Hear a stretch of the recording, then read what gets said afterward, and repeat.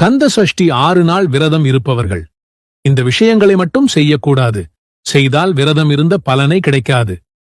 கந்த சஷ்டி 22ஆம் தேதி ஆரம்பித்து 27ஆம் தேதி சூரசம்ஹாரத்துடன் நிறைவு பெறுகிறது.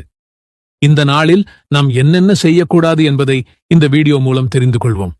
நீங்கள் முருக பக்தர் என்றால் வீட்டில் அசைவம் சமைக்கவும் கூடாது, சாப்பிடவும் கூடாது. புகை மது பிடிக்கக்கூடாது, காலணி அணியக்கூடாது.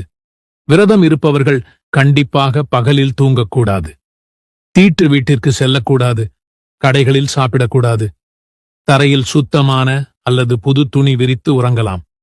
கந்த சஷ்டி 6 நாளும் கண்டிப்பாக தலைக்கு குளிக்க வேண்டும். பச்சை மஞ்சள் நிற ஆடை உடுத்தலாம், கட்டாயமில்லை. வீட்டில் இருப்பவர்கள் மாலையில் மேலாக குளித்தால் போதும். வெளியில் சென்று வந்தால் கட்டாயம் தலை குளிக்க வேண்டும்.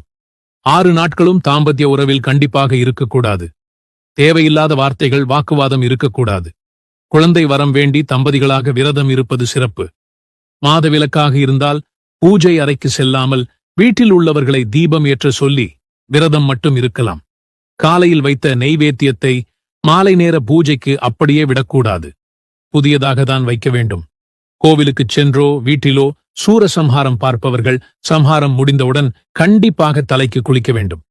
பின்பு 7ஆம் நாள் திருக்கல்யாணம் முடிந்துதான் கந்த சஷ்டி விரதத்தை பூர்த்தி செய்ய வேண்டும். எந்த விரதம் இருந்தாலும் தினமும் தண்ணீர் கண்டிப்பாக குடிக்க வேண்டும். தண்ணீர் குடிக்காமல் விரதம் இருக்கக்கூடாது. Download ShareChat.